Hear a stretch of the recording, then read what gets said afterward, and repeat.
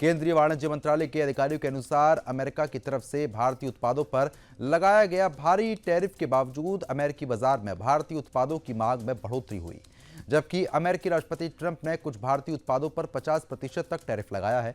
भारत पर अमेरिकी टैरिफ के बाद भारतीय अर्थव्यवस्था, भारतीय स्टेट बैंक यानी कि एसबीआई की तरफ से जारी की गई एक रिपोर्ट में भी ये कहा गया कि अमेरिकी टैरिफ का भारतीय जीडीपी पर लगभग कोई नकारात्मक प्रभाव नहीं पड़ा। इसके विपरीत भारत के कुल निर्यात में मजबूती बनी रही और उसमें साल दर साल बढ़ोतरी देखी जा रही है। वाणिज्य मंत्रालय के अधिकारियों ने वाणिज्य मंत्रालय के स्थायी संसदीय समिति को बताया कि पिछले साल की समान अवधि यानी कि अप्रैल-अक्टूबर 2024 की तुलना में इस साल उसी अवधि में यानी कि साल 2025 में अमेरिका को भारतीय निर्यात में सुधार देखा गया। मतलब भारतीय सामान की डिमांड अमेरिका में पिछले साल के मुकाबले इस साल और ज्यादा बढ़ी है। इस साल पिछले साल के मुकाबले भारत से अमेरिका को निर्यात किए जाने वाले कुछ चुनिंदा क्षेत्रों के सामानों की डिमांड में बढ़ोतरी देखी जा रही है।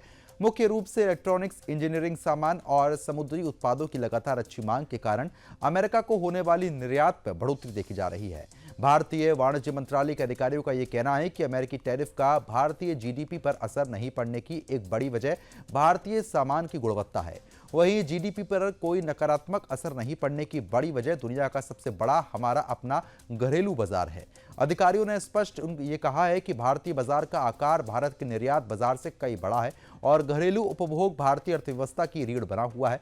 वाणिज्य विभाग के अधिकारियों का यह कहना है कि भारत पर अमेरिकी टैरिफ लगाने की जब चर्चा शुरू हुई थी, उससे पहले ही भारत सरकार ने अमेरिका का विकल्प तलाशना शुरू कर दिया था। सरकार ने ब्रिटेन, यूरोप, दक्षिण अफ्रीका समेत नए नए बाजारों तक भारतीय प्रोडक्ट्स की सप्लाई के लिए रास्ता निकाला।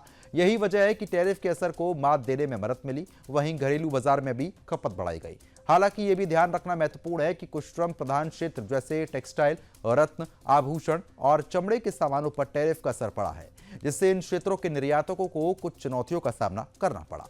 कुल मिलाकर भारतीय निर्यात बाजार लचीला बना हुआ है।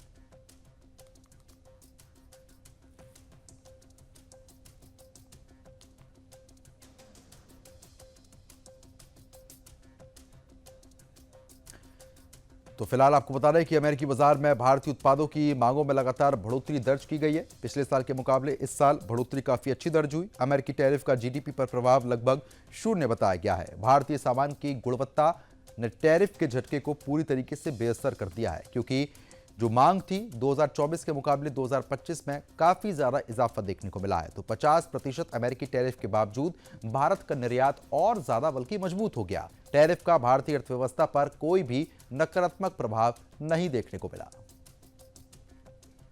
1 दिसंबर 2025 से संसद का शीतकालीन सत्र शुरू होने वाला है। सत्र की शुरुआत पहले से ही सरकार और विपक्ष के बीच कई मुद्दों पर टकराव के साथ बनती हुई नजर आ रही है। बता रहे हैं कि एक और विपक्ष स्पेशल इंसेंटिव रिवीजन यानी कि एसआईआर को लेकर सरकार पर दबाव बनाने की तैयारी कर रहा है, तो वहीं सरकार वंदे मातरम पर एक दिन की विशेष चर्चा सत्र चाहती है। सरकारी सूत्रों के अनुसार सरकार सत्र की शुरुआत में ही वंदे मातरम पर बहस कराना चाहती है।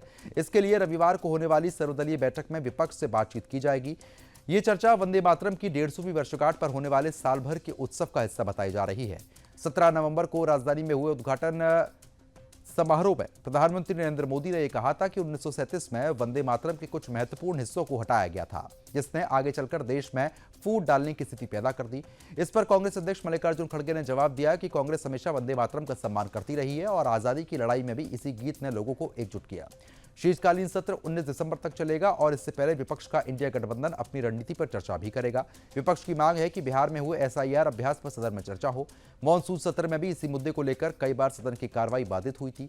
सरकार का यह तर्क है कि एसआईआर से जुड़े मामले अदालत में लंबित हैं और चुनाव आयोग एक स्वतंत्र संवैधानिक संस्था है, इसलिए इस पर सदन में चर्चा ठीक नहीं है। केंद्रीय संसदीय कार्य मंत्री किरण रिजिजू ने कहा कि चुनाव आयोग या सुप्रीम कोर्ट जैसी संस्थाओं के कामकाज पर चर्चा करना उचित नहीं होता। उन्होंने कहा कि जब तक विषय किसी व्यापक सुधार से जुड़ा ना हो तब तक इस पर बहस नहीं हो सकती। हालांकि उन्होंने संकेत दे दिया है कि अगर एसआईआर पर किसी प्रकार के सुधार का प्रस्ताव हो तो उस पर बात की जा सकती है। कांग्रेस के मुख पे व्हीप टैगोर ने कहा है कि विपक्ष उम्मीद करता है कि सरकार उन मुद्दों पर चर्चा की अनुमति देगी जिन्हें विपक्ष उठाना चाहता है। विपक्ष जिन मुद्दों पर चर्चा चाहता है उसमें शामिल है एसआईआर की प्रक्रिया, चुनाव आयोग की निष्पक्षता, दिल्ली में बढ़ते प्रदूषण, बाढ़ से प्रभावित राज्यों की राहत, बढ़ती बेरोजगारी। एक कार्यक्रम में रिजिजू ने कहा कि सरकार के पास इस सत्र में कई बड़े सुधार लाने की योजना है। बिहार में एनडीए की जीत के बाद सरकार ऊर्जा, शिक्षा, बीमा और राष्ट्रीय राजमार्ग से जुड़े सुधारों को आगे बढ़ाना चाहती है। मुख्य विधेयक होंगे पेश higher education commission of India bill 2025, उच्च शिक्षा संस्थानों के मानकों को एक छतरी के तहत लाने का प्रस्ताव, इंश्योरेंस लॉज बिल बीमा क्षेत्र को और मजबूती, नेशनल हाईवे बिल संशोधन भूमि अधिग्रहण प्रक्रिया को सरल बनाना, एटॉमिक एनर्जी बिल निजी खिलाड़ियों को परमाणु ऊर्जा संयंत्र चलाने की अनुमति, 131वां संविधान संशोधन विधेयक पास वापस होगा। पंजाब बीजेपी की चिंताओं और विपक्ष की विरोध के चलते सरकार ने फिलहाल संविधान 131वां संशोधन विधेयक 2025 पेश न करने का निर्णय लिया। ये बिल चंडीगढ़ को अनुच्छेद 240 के तहत लाने का प्रस्ताव करता है, जिससे उसे एक अलग प्रशासक मिलता है और वह सीधे केंद्र सरकार के नियंत्रण में चला जाता है। महाराष्ट्र के छत्रपति संभाजीनगर जिले के एलोरा में स्थित कैलाश गुफा को लेकर एक नया विवाद सामने आया। एलोरा में स्थित कैलाश गुफा एक प्राचीन गुफा है जिसे कैलाश गुफा के नाम से जाना जाता है। इसी कैलाश गुफा में भगवान शिव जी का बहुत ही बड़ा शिवलिंग और कई प्राचीन मूर्तियां इसी गुफा में हैं। भगवान शिव और माता पार्वती की मूर्ति को लेकर एक जिहादी मानसिकता के गाइड ने एक हिंदू पर्यटक जो खुद को एक यूट्यूबर बताता है और यूट्यूब के माध्यम से हर हिंदुओं के टेंपल की जानकारी साझा करता है, उसको मुस्लिम गाइड जिसका नाम अब्दुल है, जो पिछले 50 सालों से यहाँ पर काम कर रहा है, वो भगवान शिव और माता पार्वती की मूर्ति के बारे में गलत जानकारी देता है, जिसमें वो माता पार्वती की तुलना सामान्य औरत से करता हुआ कहता हुआ ये सुनाई देता है कि औरतों का मन चंचल होता है, वो कहीं भी फिसल जाता है, इसलिए पार्वती की परीक्षा लेने के लिए भगवान शिव भिखारी बनकर जाते हैं। इस दौरान वो शिव जी को शख्स कहता है। ये कथा किसी भी ग्रंथ में वर्णित नहीं है। इसी को लेकर यूट्यूबर ने शिकायत की है। देखिए।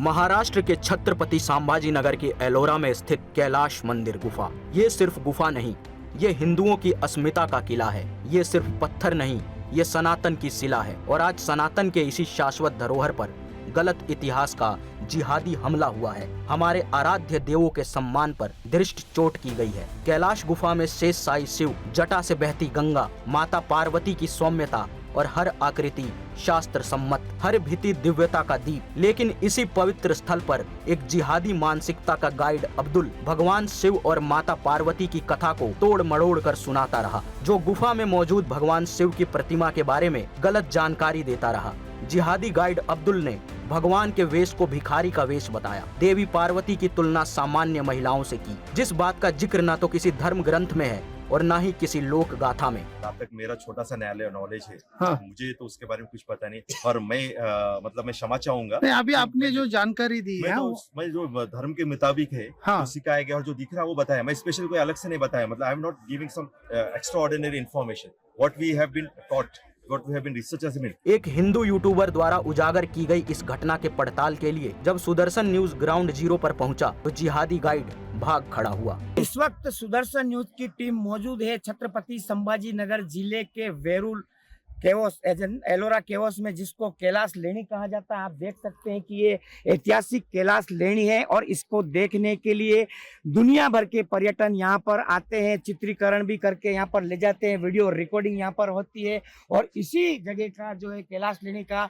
एक वीडियो पिछले 2 दिन पहले वायरल हो रहा था, जिसके अंदर एक पर्यटन जो है जागृत पर्यटन यूट्यूबर है, वो यहाँ पर जो एक गाइड है, मुस्लिम गाइड है, वो उससे जानकारी ले रहा था। इन यहाँ पर बनी हुई जो मूर्तियां है, जो खंडित मूर्तियां है, उनके बारे में जब जानकारी ली गई थी तो जो गाइड था, जिहादी मुस्लिम जो गाइड था, वो गलत तरीके से अपडेट दे रहा था। ये इतिहास को तोड़ मरोड़ कर यहाँ पर उस वीडियो में दिखाया जा रहा था, जिस वीडियो को उस जागृत यूट्यूबर ने बनाया था।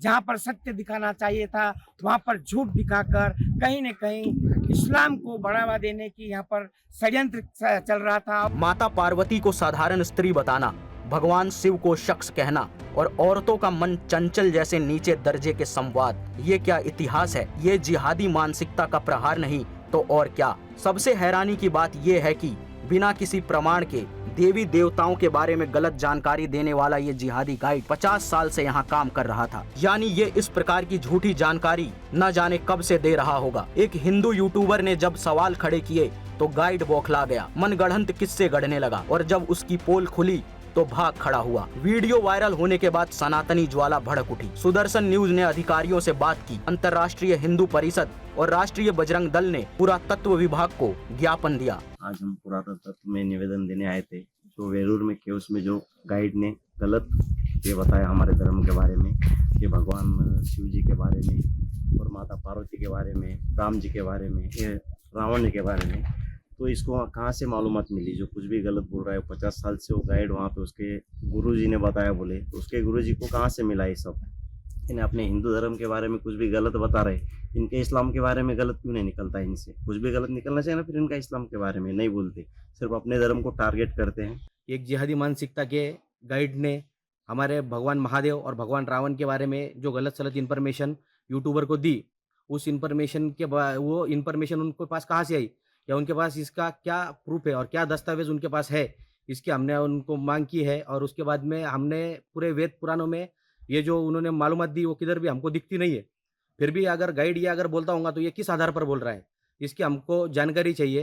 एक जिहादी मानसिकता के मुस्लिम गाइड ने हिंदू देवी देवताओं के बारे में, भगवान शिव के बारे में और वो जो वास्तुकला है उसके बारे में कुछ गलत जानकारियाँ टूरिस्ट को दी है एज अ गाइड बोल के। वो सरकारी गाइड है, तो हमारी पुरातत्व विभाग से ये मांग है कि सख्त से सख्त कार्रवाई उनके खिलाफ की जाए और उसको बैन किया जाए। हमारी मांग थी कि उनका लाइसेंस रद्द किया जाए, लेकिन वो पुरातत्व विभाग में अंडर में नहीं है लाइसेंस रद्द करना, लेकिन वो बैन कर सकते हैं वहाँ पे वेरूल लेनी में ऐसे कोई भी गाइड को जिनको पूरी प्रॉपर जानकारी नहीं है। और वो सिर्फ मुद्दा ये वो प्लेस के रिलेटेड नहीं है, वो जगह के रिलेटेड नहीं है, ये धार्मिक मुद्दा भी है।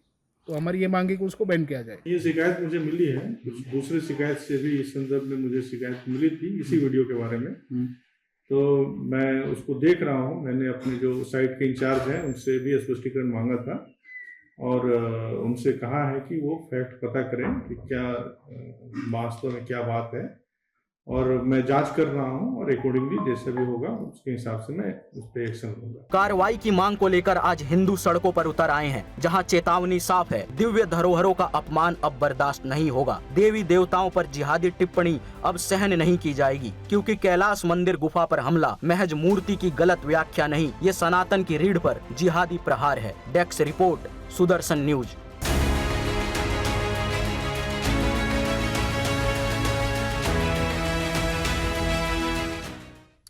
महाराष्ट्र के एलोरा में जगतगुरु संत जनार्दन स्वामी महाराज की 36वीं पुण्य स्मृति के अवसर पर जगतगुरु स्वामी शांति गिरी जी महाराज के मार्गदर्शन में आयोजित ओम जगतगुरु जनशांति धर्म समारोह का आज तीसरा दिवस अत्यंत भव्यता और आध्यात्मिक उत्साह के साथ संपन्न हुआ।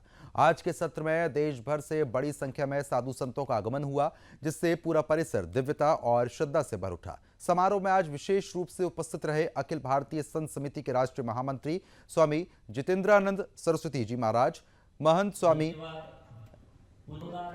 रामगिरी जी महाराज, अखिल भारतीय संत समिति के प्रदेश महामंत्री स्वामी भारतानंद सरस्वती जी महाराज, स्वामी दयानंद जी महाराज उपस्थित रहे। सभी संतों की उपस्थिति ने समारोह की गरिमा को और ज्यादा बढ़ा दिया। जगतगुरु स्वामी शांति गिरी जी महाराज के आध्यात्मिक और सामाजिक धर्म कार्य की गूंज आज पूरे महाराष्ट्र में दिव्य प्रकाश की तरह फैल रही है। ये पवित्र भूमि सदियों से सनातन धर्म के गौरव की साक्षी रही है।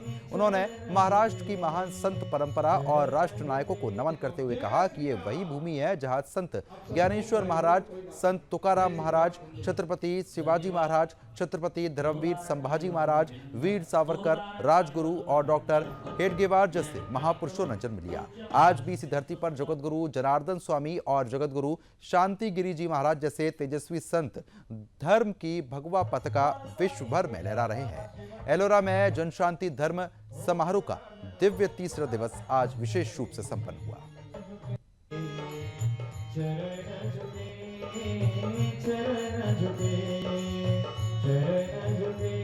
जय श्री राम। आप सब मौनधारी हो, कोई बात नहीं। जय श्री राम।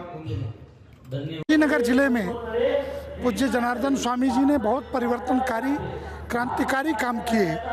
उनकी पुण्यतिथि के अवसर पर भक्तों के बीच और साधकों के बीच इतना ही कि सनातन धर्म का वैभव जग रहा है और वैभव के जागरण काल में हम सब साक्षी ही नहीं सक्रिय भूमिका निभाएं, इतना ही संदेश है। स्वामी जी, आपने आज मंच से बहुत ही बड़ा संबोधित किया सभी भक्तों को, हिंदू राष्ट्र को हो या कैलाश मानसरोवर को, क्या बताएं? इस संदर्भ में दो ही बात कि अभी पीछे के दिनों देश के रक्षा मंत्री ने एक बयान दिया कि सीमा नक्शे बनते बिगड़ते रहते हैं, लेकिन सांस्कृतिक नक्शा जो होता है वो कभी बिगड़ता बनता नहीं है।